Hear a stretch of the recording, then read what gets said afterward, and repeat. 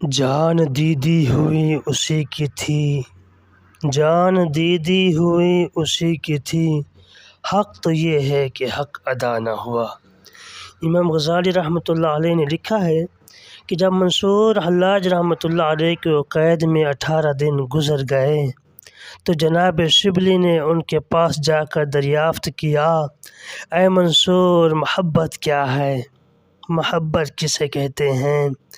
منصور نے جواب دیا، آج نہیں کل یہ سوال پوچھنا۔ اللہ اکبر! جب دوسرا دن ہوا اور ان کو قید سے نکال کر مقتل کی طرف لے گئے تو وہاں منصور نے شبلی کو دیکھ کر کہا، شبلی، محبت کی ابتدا جلنا اور انتہا قتل ہو جانا ہے۔ یہ کہنے کے بعد منصور رحمۃ اللہ علیہ قتل ہو گئے، اور وہ بالکل ہی خوفزدہ نہیں تھے بلکہ خوشی کی حالت میں مسکراتے ہوئے اپنی جان پیدا کرنے والے کے حوالے کر دی، اپنی جان پیدا کرنے والے کے سپرد کر دی۔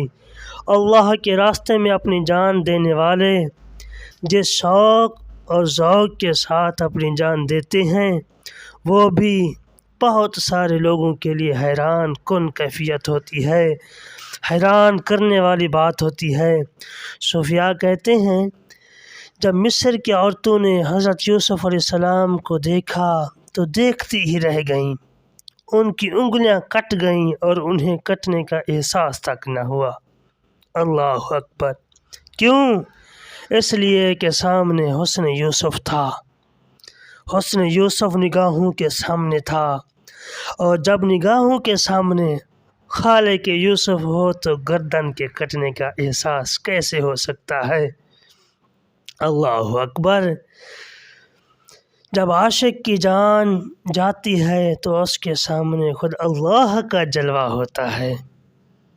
جب عاشق کی جان جاتی ہے تو اس کے سامنے خود اللہ کا جلوہ ہوتا ہے، تو پھر گردن کے کٹنے کا احساس کیسے ہو سکتا ہے؟